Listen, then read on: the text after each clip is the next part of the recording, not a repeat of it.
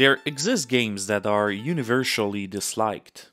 Usually such games are considered to have bad design. In this video I wish to take a look on a mostly forgotten game on the TurboGrafx-16, itself a mostly forgotten console. The game is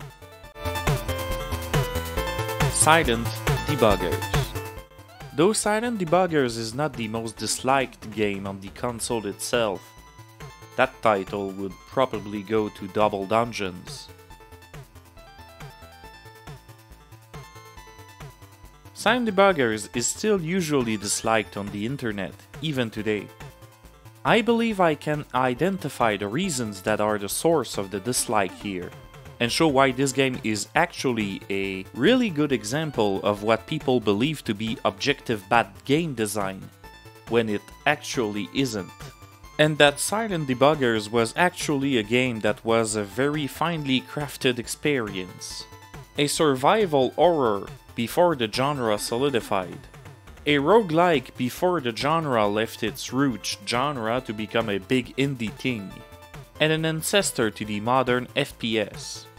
All assembled perfectly to create a unique experience that has never been recreated to this day. Silent Debuggers is a game that came out in 1991 for the TurboGrafx-16 and was made by Data East, published by NEC in North America. Silent Debuggers is both a unique game for its time and a unique game today. It represents the weird crossroad that existed for a time between classic FPS and grid-based maze navigator for early computers. For reference, this game came out in 1991, and Wolfenstein 3D, which is basically the grandfather of what we consider a FPS, came out in 1992. For additional reference, the first console FPS, Zero Tolerance for the Genesis, came out in 1994. You can see the difference between the two. Again, keyword is first FPS on console. Where FPS games on console had free movement, a staple of the genre, Silent Debuggers had interesting graphics and smooth FPS. The difference is night and day. Moving the crosshair around the screen is pretty strange, since you need to press a button that locks your movement while you aim. However, you can complete the game on normal without really moving your cursor, so that's a non-issue. Monsters are huge sprites and impressive for the console at the time. Even if there is basically a single enemy sprite in the game that comes with a few color swap and slight visual differences. The game looks good if you like the retro aesthetics and controls fairly well. I will say nothing about the story because, as it was pretty normal for the time, it's nothing to write home about, though the translation is quite funny at times. Leon and you, his buddy, go into a ship. You use a platform inside the ship to lower yourself to lower levels. There are monsters. You kill them. That's it. That being said, the problems perceived with Silent Debuggers do not come from its general presentation, but from its gameplay. Silent Debuggers is what some people could call a roguelike game. When the player enters level 1, they are faced with what is basically an interactive tutorial. Your health is represented by 2 batteries, and when one goes out, you die. However, should you die at level 1, nothing much happens. You will just get yelled at by Leon, who just sits at the computer and does nothing. Your basic gun goes through your battery, so switching out to your second battery is important if your first is low, lest you take damage and die. No fear, however, your batteries can be recharged infinitely with a quick trip to the battery station. You have, obviously, access to better guns, but these go through specific ammunition that you need to replenish at the ammo station should you run out. There you see the first interesting fact.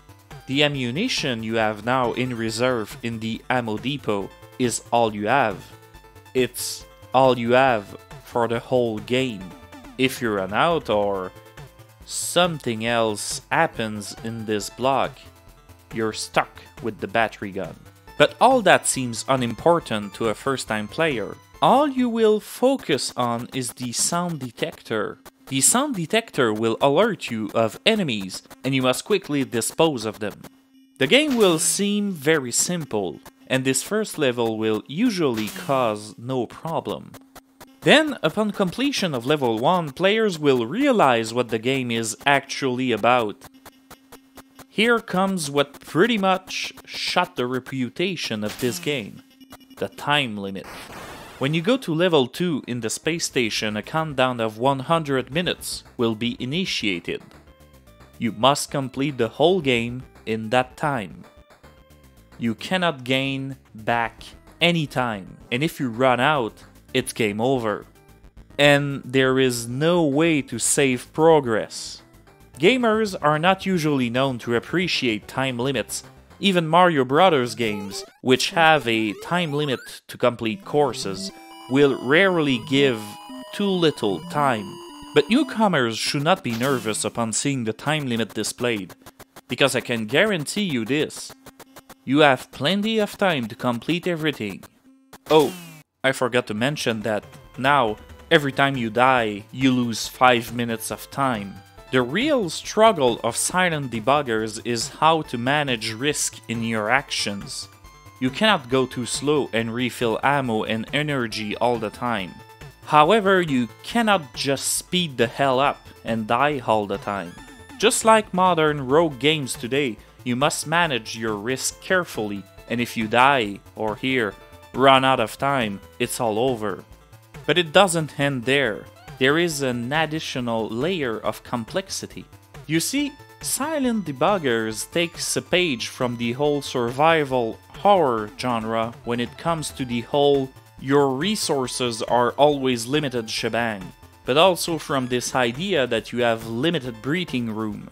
When you are not in the center of the station, where there are only utility blocks to refill ammo, battery, and Leon who does nothing.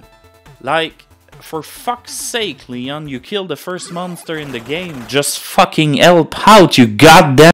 So, outside the inner station, you are in the outer ring, killing monsters. In level 1, all you know is that the inner core is monster-free. But, being in the outside from level 2 onward means something else. Monster will go out in your inner core when you are not there. When that happens, an alarm will sound out, warning you of a breach. And for every second that passes with a monster in an inner block, this block will lose health, and at 0 health, it is ejected in space. And you lose it for the whole game. Lose your ammo block? You cannot gain ammo for the rest of the game. Lose your battery block? You have to talk to Leon to get a battery recharge unit that handicaps you. Lose the light? Night vision for the rest of the game. No joke. Therefore, you run the constant risk of losing a vital resource while chasing monsters outside the core. And if you happen to chase one of the monsters in an inner block, while the countdown hits 0 and you lose it, and didn't leave the lost block, it's game over. Time limit doesn't matter. You're in space now. This game suddenly becomes an intense exercise in resource, time, and risk management. Pretty much the pillars of a survival horror game. And the permadeath aspect added to it makes it very rogue in a pure sense. Death means death. Start from the beginning. What I find interesting here is that this game has a bad reputation. For a game on a very obscure console, this is a death sentence. Basically, nobody talks about it. This is not a cult classic. Just so you know, when I got this game in the early 2010s, there was basically nothing about it on YouTube. There weren't any long play, just a few pieces of footage, and a negative review that seems to have since disappeared. So it's a forgotten game. Yet, Silent debuggers contain elements that are well liked by some gamers today, and it uses these elements in a deliberate and well executed way. I believe that Silent Debuggers was judged harshly by many. Just because a game is timed doesn't mean it's bad. Just because a game has no save function doesn't mean it's bad. We can dislike certain elements of a game subjectively. Ask me to review a sports game, and 99.9% of the time I will dislike it. The 0.1% being ice hockey on the NES because this game rocks. That's because I just don't like sports games. However, if you were to ask me if I'd call a game bad because I disliked it, I'd give you a much more nuanced answer. When you call a game bad, you are not talking about your subjective experience of it. Rather, you are qualifying the elements, the objects that compose the game. I can review a sports game even if I dislike it. I might not be the best person to do it. But I could tell you if it offers what it pretends to, if it's playable, if the mechanics are well designed. Sure, few would believe today that there is such a thing as a purely objective review of something. But a decent review of anything still is somehow objective, in the sense that it has to base itself upon clear and decent criteria. A review based upon pure subjectivity is terrible. Even if we dislike something, we must be able to justify why we feel this way. In the specific case of Silent Debuggers, I believe that the obscure nature of the console, combined with the little player base, made it so the game was considered objectively bad. Because few took the time to review it properly. This game is actually a very well crafted piece that informs the player clearly of the rules, and show them exactly how they should play. Many games used to just expect you to read a manual. But Silent Debuggers takes the time to quickly introduce you to every new mechanic without you feeling lost. There is no unfairness to Silent Debuggers. The time limit doesn't even start on level 1. You are given the time to familiarize with everything and are immune to death until you move on. And we can harp all we want on having a whole game timed, but at least the game is very straightforward and honest with you about it. This is the time you have. You can't gain any more. If you die, you lose time. Deal with it. I'm sure you can think of some games, even more modern ones, where a hidden time limit locks you out of the good ending. Silent Debuggers is honest in what it expects from you. And the time limit itself is expertly integrated within the game. It's not simply tacked on. Without the time limit, it would be easy for a player to just take an eternity to kill everything without taking any risk. Look at me camping in level 1, waiting for monsters to come by.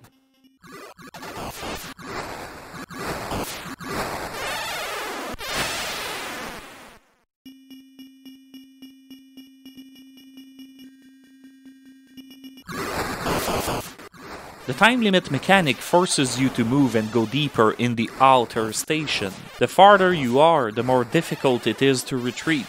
The longer it is to go to the inner core if there's a monster breach.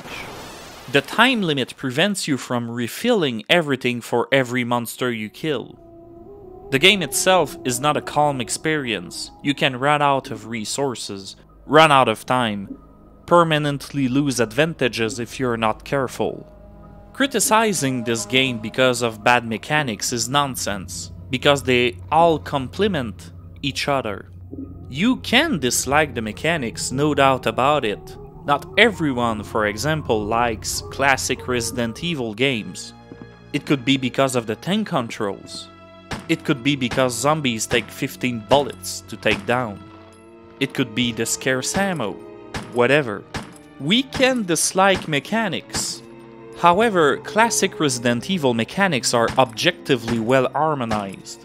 Bad harmonization would be if Resident Evil gave you scarce ammo and limited movement, but every single enemy took a full charger to take down, jump all over the place at lightning speed, and the number of zombies was increased threefold.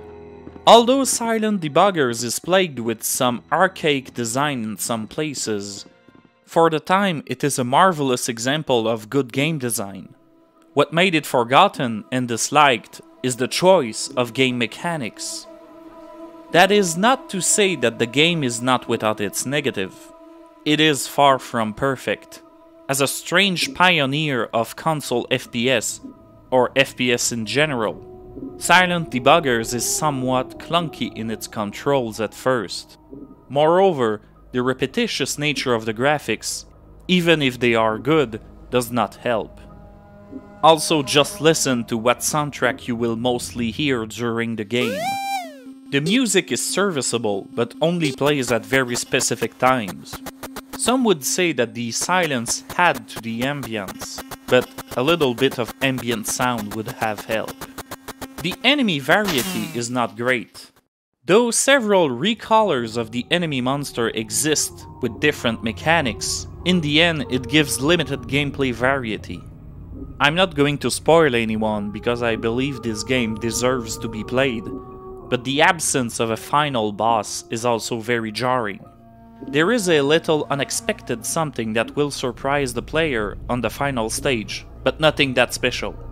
Nevertheless, what I find funny is that if this game were to have been on the Sega Genesis or the Super Nintendo, I'm sure it would have become a cult classic today. Silent Debuggers is so unique and such a pioneer that it is exactly what many retro gamers would love to find, a hidden gem. I mean, for the love of God, people consider Uniracer on the SNES a hidden gem, a unicycle racing game.